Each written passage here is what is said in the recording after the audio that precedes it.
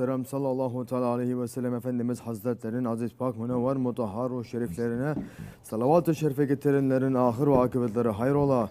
Ala zâd-ı tahirat evlad-ı Resulü ashab-ı gücün efendilerimizin Sâren Beyazan ve Sür-i Kiram haziratının erbah şeriflerine Pirimiz Bilal Habeşi radıyallahu anh Efendimizin Mihmandar-ı Resulü Kibriya Eyyub Sultan Halid bin Zeyd Ebu Eyyub Ansari radıyallahu anh Şah Murşidan Şah Hacı Muhammed Bahadi Nakşibendi Bukhari Mevlana Celaleddin Mevlana Zade Halid Bağdadi Sahibu Zaman Kıbratul İslam Şeyh Mevlana Muhammed Nazım Adil Hakani Sahibu Seyf Şeyh Abdülkerim Kıbrıs Rabbani Kadsal Rahim Hazretleri ve için Hadımın Harmeyn-i Şerifen Yavu Sultan Selim Han, Ebel Fatih el Magazi Fatih Sultan Mehmed Han ve Serdar Hakan Sultan Abdülhamid Han cennet mekan. Firdevsi Han Hazret ervahını ve avni inayetini. Allah husus bu caminin bayinesi, bu bugüne kadar içen gelmiş geçmiş İmam Muazzin Kayyum cemaatinin ve kafe ehli mervahi için Allah rızası için El Fatiha. أعوذ بالله من الشيطان الرجيم بسم الله الرحمن الرحيم إن الله وملائكته يصلون على النبي يا أيها الذين آمنوا صلوا عليه وسلموا تسليما اللهم صل على سيدنا محمد وعلى آل سيدنا محمد الله أكبر الله أكبر الله أكبر الله أكبر أشهد أن لا إله إلا الله أشهد أن لا إله إلا الله أشهد أن محمدا رسول الله أشهد أن محمدا رسول الله حي على الصلاة حي على الصلاة حي على الفلاح حي على الفلاح الله أكبر الله أكبر لا إله إلا الله La ilahe illallah. Elhamdülillah, elhamdülillah. Elhamdülillahi Rabbil alemin. Ve salatu ve selamu ala Resulina Muhammedin ve ala alihi ve sahbihi ecmain. Nahmedullah Teala ve nestağfir ve eşhedü en la ilahe illallah vahdehu la şerike leh. Ve eşhedü enne seyyidina Muhammeden abduhu ve habibuhu ve resuluhu. Sallallahu aleyhi ve ala alihi ve ezvacihi ve ashabi tabihi ve lehe raşidin mahadin min ba'di. وزرمت على تحقيق خصوصا منهم على الميت خلفاء رسول الله على تحقيق أمير المؤمنين حضرة أبو بكر وعمر وعثمان وعلي وعلى بقية الصحابة التابعين رضوان الله عليهم أجمعين. يا أيها المؤمنون الحاضرون اتقوا الله تعالى وإن الله مع الذين اتقوا الذين هم محسنون. الحمد لله رب العالمين. الصلاة والسلام على أشرف الأنبياء والمرسلين سيدنا مولانا محمد وعلى آله وصحبه أجمعين. All praises are due to Allah, Lord of the universes. All praises are due to Allah, the first, the last, the manifest, the hidden, the one who has might and power and knowledge over all things. All praises are due to Allah who sent his Habib Sayyidina Muhammad ﷺ as the mercy to the universes. May all peace and blessings be upon the chosen prophet, the noble messenger, the helper of the helpless, the master of the first and the last, the grandfather of Hassan and Hussein, Sayyidina Muhammad ﷺ. May peace and blessings be upon him and upon his noble family and upon his blessed companions, especially upon the four Khulafa Rashidin, Hazrat Abu Bakr Siddiq, Hazrat Umar Farooq, Hazrat Osman al-Ghani and Hazrat Ali al-Murtaza and all those who follow them until the last day. May peace and blessings be upon the noble Mashaykh of the Naqshbandi way, the leaders of the caravan to Haqq. May peace and blessings be upon the Ottoman Sultans, the crown bearers, the Khilafat Rasul. May Allah love those who love them. May Allah curse and dishonor those who hate them. May Allah return the rights of the Osmanlis soon, inshallah. Ameen. Ya ayyuhal mu'minun, O believers, welcome to you in this holy day of Jummah, the first Jummah of the month of Shawwal. O believers, we passed through the days and nights of the holy month of Ramazan. Inshallah, we changed. Inshallah, we became better. We know ourselves that there is no time like Ramazan for us to come back to the pleasure of Allah and to change our lifestyle. Definitely there is a divine blessing that comes down in the month that makes it easier for us. But we should look too at what Ramazan asks of us that puts us in a situation to change. Ramazan comes to turn the wrong lifestyle that we have been living upside down. We take the most basic parts of our life and we change it. We stop eating. We stop drinking. We stop sleeping at night. We stop from other routines that we have. And when we do that, we break the idols that were built inside ourselves, and we bring ourselves back to the way of haqq, back to pleasing Allah. Once we start walking on the path of Ramazan, and we become used to the heavenly habits, rather than the habits of this dunya, it becomes so easy for us to take control of our ego. But in Ramazan, Allah subhanahu wa ta'ala requires us to change the most fundamental aspects of our lifestyle so that we can change. And in reality, this is the way of Islam. When Holy Prophet ﷺ came to the society in Mecca, he came to turn it upside down. Why is that? Because the foundations of that society were cruelty, oppression, and zulm. When the Holy Prophet ﷺ came, he did not come to make a deal or to make a compromise with that society. He came to say, turn this system upside down, because it is not founded on the laws of Allah. It is founded on the way of shaitan. Worship one Allah. Your idols are false. Purify the Kaaba. Your rituals are false. Free your slaves. You are doing cruelty to them. Treat your women well. You are oppressing them. The leaders of the Quraysh understood that the message of Islam came to destroy the society that they were benefiting from, that they were on top of. They understood that if the tribes of Mecca stopped coming to the Kaaba for the shirk festivals, that they would lose money, that their economy would collapse. They understood that if they'd given rights to the slaves and to the women, they would lose their money and they would lose their honor. So what did they do? First, they tried to make a deal with the Holy Prophet ﷺ. They came to him and said, if you want money and riches, we'll make you to become the richest man in the Quraysh. If you want women, we'll give you our best daughters. If you want leadership, we'll make you our chief. You don't even have to give up from your message. We can make a deal. 1 year we worship Allah. Next year we worship the idols and our egos. And they came with these offers again and again, even through his uncle Abu Talib. And what did Holy Prophet ﷺ say to them? Remember, this was a time when the Holy Prophet ﷺ was in Mecca and his standing was not strong. And the Prophet ﷺ said, "Oh my uncle, if they placed the sun in my right hand and the moon in my left hand to cause me to leave the work of Allah, truly I will never stop until the way of Allah was opened or I died during this work, doing this work." He ﷺ did not give up. He turned the society of Batil upside down until it became the empire of Haqq. He did not stop until he took Hazrati Bilal, whom the Quraysh placed in the dirt with boulders on his chest, and took that same Hazrati Bilal on the day of Fatih Mecca and put him on top of the Kaaba to call the Azan. And Hazrati Yunus ibn Abu Bakr is saying, Rasulullah ﷺ ordered Bilal to call the Azan on top of the Kaaba on the day of the conquest in order to infuriate the Kafirs.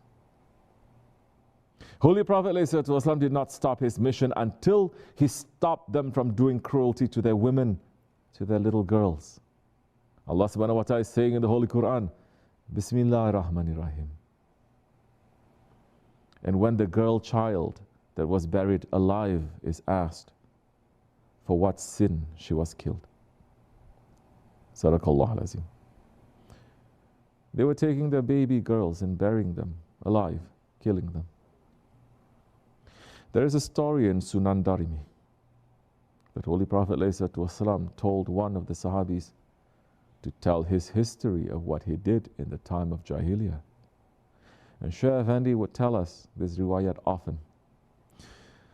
So that Sahabi said, I had a daughter who was so attached to me that when she was old enough to comprehend and talk, she would rejoice whenever she used to see me. When I called her, she would come running to me. One day I called her and took her out with me. On the way, we came across a well. Holding her by the hand, I pushed her into the well. Her last words that I heard were, "Oh my Baba, oh my Baba." When he heard this, the Holy Prophet ﷺ, he wept. A person said, "Oh man, you have grieved the Holy Prophet." But the Holy Prophet said, "Don't stop him, let him talk." Then the Prophet asked him to narrate his story once again. When he narrated it again, the Holy Prophet wept so bitterly that his beard became soaked with tears. Then he said to the man, "Allah has forgiven what you did in the days of Jahiliyyah. Now turn to him in Tawbah."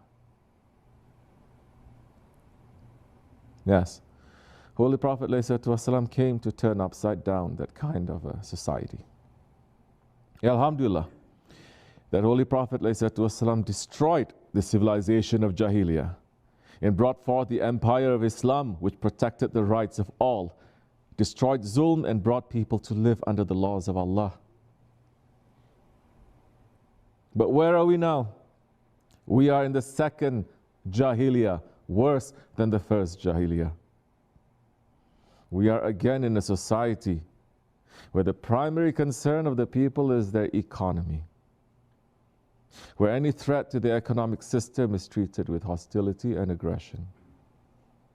We are in a society where every day and every hour, little girls and little boys are killed in the name of freedom. We are again in the society where the rich ones live their lifestyle on the foundation and on the backs of the poor and the weak. And we live again, once again, in a society that has made it a custom to kill their babies. They are not burying them in the sand or throwing them into the well. They're using a very high-level word, abortion, to hide what they are doing, to imply that it is just stopped. It's murder and it's killing. Yes, sometimes there are times when there are very serious health issues and there are heavy medical decisions and other kinds of decisions that need to be made. But that is something separate. We're not talking about that. We're talking about when people, like the people of Jahiliyyah, are killing their children with that cruelty and with that ignorance, when there is really no other reason than from the fact that they don't want to have those babies. As our Shaykh, Sahib al-Sayyid, Shaykh Abdul Karim al-Kibrisi Rabbani Qadasasir is saying, how low level the people of first Jahiliyyah fell down. They were killing their own children. They were burying their own children. Yes. 21st century people, oh, how many of your children are you burying? How many? Yes. It's okay now, because the mankind is living foolishly. I'm even finding some imams today, some scholars that say it's okay to have abortion. Go to hell. That's what they are bounding to. And those ones, what did the Holy Prophet ﷺ is saying? Second Jahiliyyah is going to be worse than the first Jahiliyyah. Second Jahiliyyah. We are living in the second Jahiliyyah. And the Prophet said, Islam began strange and is going to end strange. And we are living in this strange time. Look at these two hadith sharif. Islam began strange and is going to end strange. And my blessing, my salams, my support is to those who are garib. Garib is the strange ones. They are going to be kicked around in the world. And the other hadith, second Jahiliyyah is going to be worse than the first one. Holy Prophet ﷺ is saying, is that what is happening? Because the first Jahiliyyah time, people knew that they were ignorant. And most of them was because they were illiterate people, and easily, when they were believing, they were submitting themselves. And easily, you can fix them. But today's people, because they have graduated from Shaitan University, and they have a diploma now, you say one thing, Shaitan comes with 10,000 to them. And every day, without doubt, one day, second day, fourth day, fifth day, doubt. Every word that you say, doubt. This is the word of the Prophet ﷺ. And our Prophet speaks the truth, and our Shaykh speaks the truth. Look at what is happening in this country now. We have Muslims who think that they are too smart, too educated, who are standing on the side of saying, we support women to have the right to kill their babies. Their bodies belong to them. No, everything belongs to Allah. And there are so many logics, so many proofs for their position. But in the end, what they're doing is just justifying zulm and cruelty. They are so concerned with staying in the good side of those who consider their friends in politics that they are willing to stand on the side of this kind of cruelty. The modern version of burying daughters, they have sold out. They have sold out for a handful of dust. As we said in the khutbah on Eid,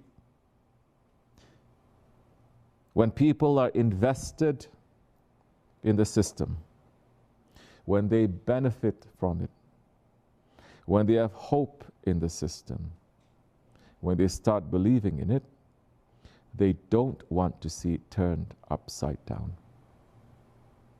As our Shaykh used to say, live the way that you will believe, because if not, one day you will believe the way that you live. This killing of babies is one block of this shaitanic system that has been built up in the Akhir Zaman.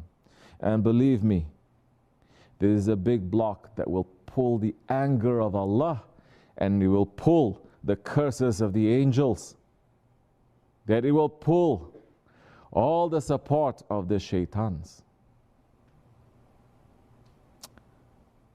So those high-class, privileged Muslims who believe that they have something to gain from this system, they are even willing to stand up and say, yes, we support killing babies, because they have become part of this Dajjalic, shaitanic system. It's not only Muslims in this country. It's turning now to be Muslims everywhere. It's not just the government of this country. You will find it strange when you look that there are Muslim governments in other Muslim countries who support this more than America is. May Allah subhanahu wa ta'ala save us from that.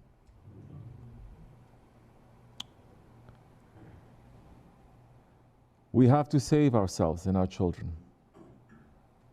from that kind of investment into this dunya. How? Maybe it's through activism. Everyone believes in it. No, it's not through activism. It is not through trying to change the system from the inside. Our example is the Holy Prophet ﷺ and his Sahabis. What hadith did Shaykh Effendi give us as an example? He is saying that for the Akhir Zaman, we must be strangers. And he is saying that the strangers are going to be kicked around in the world. Who were the first strangers? The Holy Prophet ﷺ and his small group of Sahabis in Mecca for 13 years. What did they do when they were in that situation of being gharib, of being strangers? They established haqq inside themselves, inside their hearts, inside their small communities. They established their unshakable faith in the Holy Prophet ﷺ. They withdrew themselves from all cruelty and zulm and turned their hearts to the way of the Holy Prophet. Then when the way opened for them to make hijrah and go to Medina, they were ready to open the empire of Haqq. The history of Islam has not finished. The light of Islam has not entered every house. The empire of Haqq needs to be re-established on this earth. And the story of Islam and the Holy Prophet ﷺ has to continue and end. And as our Shaykh says, it's not going to come from the sky. It's going to come from these people who are living on the earth. We are nominees. We are nominees for that. So are we going to live to be like that? Are we going to separate ourselves from the wrong systems to be like that? Are we ready to be kicked around, to be strangers, to live like the Holy Prophet and his Sahabis lived for 13 years? If we're not ready for that, then we're in trouble. Yes, we are in this world. Yes, we are working.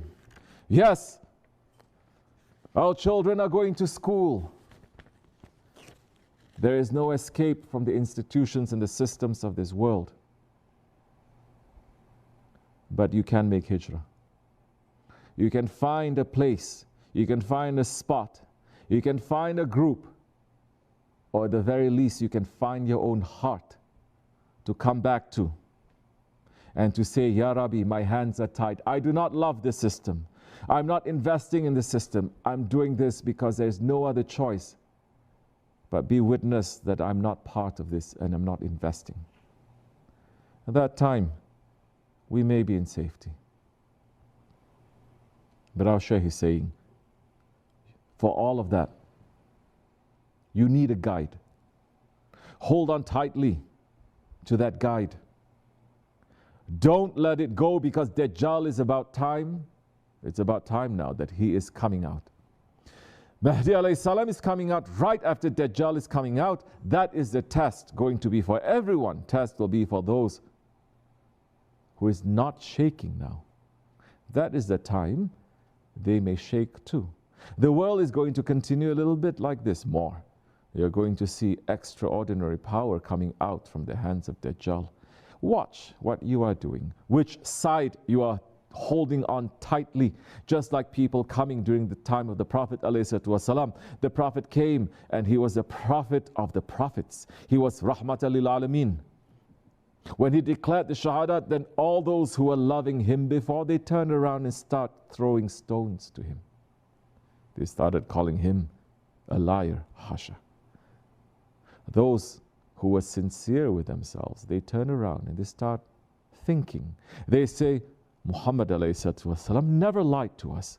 Why is he going to lie about this? Why is he going to lie to us about this, saying, don't worship the idol, but worship to Allah? There is nothing for him to gain in this. And they came around. But so many, they threw stones at him. How many days? How many years? 13 years in Mecca. Don't think you reached to anywhere yet. 13 years in Mecca. Those people, they knew him for 40 years. They knew that Muhammad al-Amin, 40 years, they knew that. But as soon as he said, La ilaha illallah Muhammadur Rasulullah, they turn around and they start throwing stones to him. They start calling him a liar. They call him all these things. But they were around him. Do you think that is not going to happen to Mahdi alayhi salam? What kind of test that Mahdi alayhi salam is going to pass through? Yes, the things that the prophets passed through, Mahdi alayhi salam is passing through. Mahdi alayhi salam will also experience. And yes, Prophet alayhi salam, 13 years to those people. He was speaking the truth to them. 13 years. They were calling him a liar. He was patient. 13 years going back to them, saying the truth. 13 years they were calling him a liar. They were cursing at him. They were insulting him. He did not give up. Difficult days are waiting for us. Right in front of us. It's not that easy. Very difficult days waiting for us. Wake up to yourself. Understand where you are, which side you're holding on to, which rank or station you are, for what you are trying to change, what you are changing for. Watch your values. Understand who you are, what you are, and why you are living. You will understand that time. And hold on tightly, because Dajjal is coming to give you what your ego wants. Just like those people saying to me, Sheikh, you are very hard on us. They're going to say, Dajjal is very easy on us. Dajjal is coming to give us anything we want. This is exactly what Dajjal is going to do. He's going to feed everyone's egos. That is his job. The deputies of Mahdi alayhi salam, the real deputies, their job is to give the proper warning to the people and to themselves.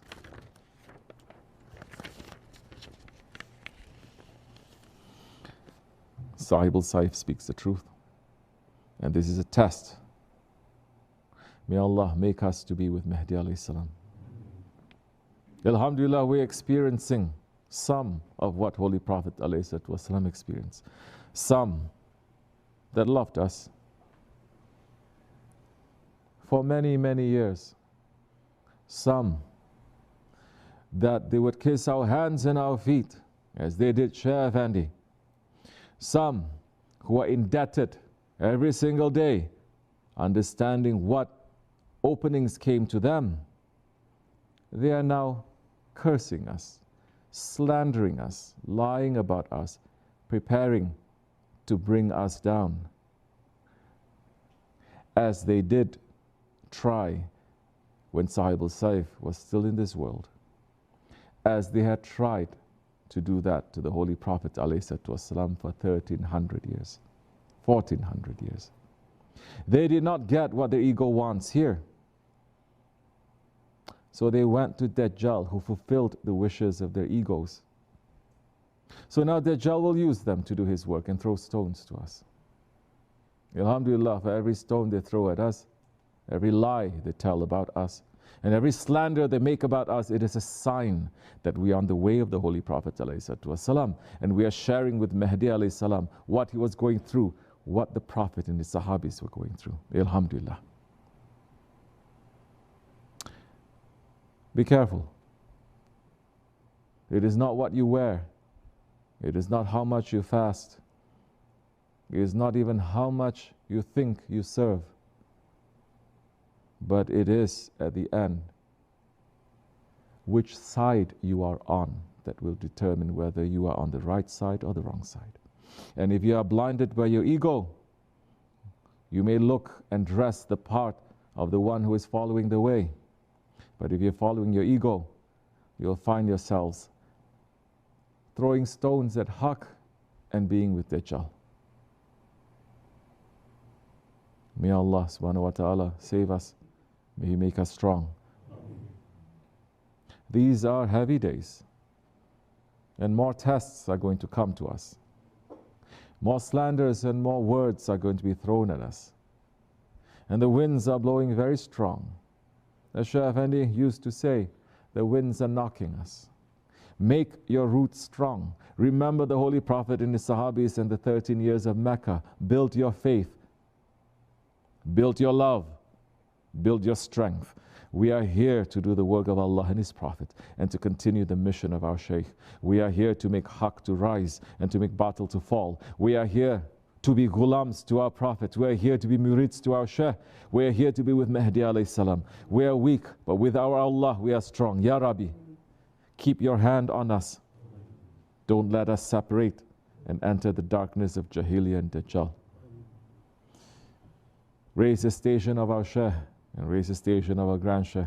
May the himmat be on us. Ameen, ameen, ameen. Astaghfirullah, astaghfirullah, astaghfirullah al-azim al-azim. La ilaha illallah.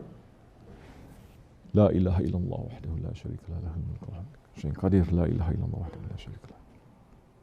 La ilaha illa anta subhanaka inna zalimin, la ilaha illa anta. Subhan kudusun rabbana rabbil malaikati wa rasulun qudus. Inna dinana Allah al-Islam. Qam as-salah.